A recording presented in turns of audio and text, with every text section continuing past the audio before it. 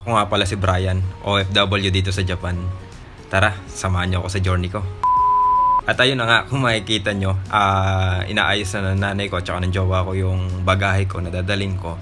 So makikita nyo, nahihirapan sila kasi napakadaming dala, hindi magkasya sa luggage. At syempre, kung makikita nyo, mas marami yung, yung pagkain kaysa sa damit ko. Kasi syempre, isa yan sa mga mamimiss ko pagka nagtagal ako dito sa Japan eh. Syempre, babiyahin na rin pala ako papunta ng agency namin kasi sila yung maghahatid sa akin sa NAIA. So shoutout sa Sangko Employment Solution. At ayan, kung makikita nyo, nag-overnight nga pala kami dyan kasi maaga yung flight ko, 6 AM. So 2 AM pa lang, hinatid na kami sa NAIA. Wala kaming tulog niyan, talagang as in puya talaga. So welcome back again. Ayun, sa pangalawang pagkakataon, babiyahe ulit ako pabalik ng Japan. So makikita nyo ako dyan, haggard, walang tulog yan. So ayan, at syempre makikita nyo yung immigration, di ba? Medyo kinakabahan ako dyan. So alam nyo naman yung bali-balita. So ayan, at nag-check-in luggage na rin kami kasi para ready na. Tapos syempre, gutom na rin kami niyan eh. Ito isa sa pinaka hanapin ko eh pagka So syempre kumain muna kami dito sa Jollibee at umorder ako ng favorite kong chicken joy at saka corned beef. Ayan, busog na busog ako niyan. Syempre ang sarap eh. So ayan, kung makikita nyo, nakapasok na pala kami, nakalagpas kami sa immigration. So waiting na lang kami sa sa pagpasok sa may eroplano. At ayan, nagmumuni-muni ako diyan kunyari. At syempre mag-isa akong babalik sa Japan eh, wala akong kasamang Pinoy. So ayan, samahan nyo ako sa mga gagawin ko dito. Ayan, makikita nyo, di ba? Itsura ko dyan. So haggard na haggard. At ayan nga pala, papasok na kami ng eroplano. Chine-check na yung passport ko at saka yung ticket. So okay naman. At ayan, papasikat na yung araw. Imagine mo, mag-aalas 6 na niyan ng umaga. So puyat na puyat talaga ako niyan nung bumiyahe.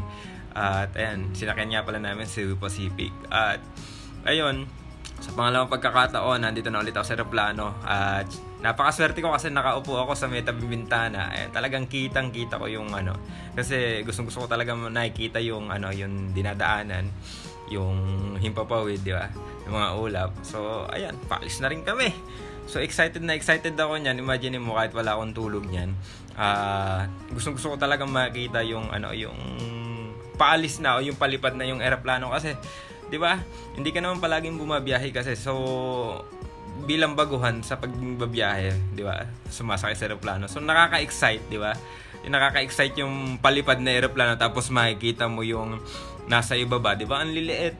So makikita mo yung Metro Manila. Ayan, kitang-kita talaga. So ang liliit na. So hindi ko na alam kung gaano kataas tong na to. So ayan, makikita nyo na nasa may na kami, himpapawid na kami niyan. At maganda yung panahon, thanks God. At syempre, ayan, yung Ilog Pasig yata yan, hindi ko alam. At ayan, isa sa pinaka gusto ko nakikita yung kaulapan. Talagang parang makikita mo para siyang sea of clouds. Actually, sea of clouds talaga siya. So parang dagat din. Ayan, at syempre, kitang-kita rin karagatan. Hindi ko alam kung anong dagat yan. At ayun, tukat na lang story short, nasa himpapawid na kami. Ayan.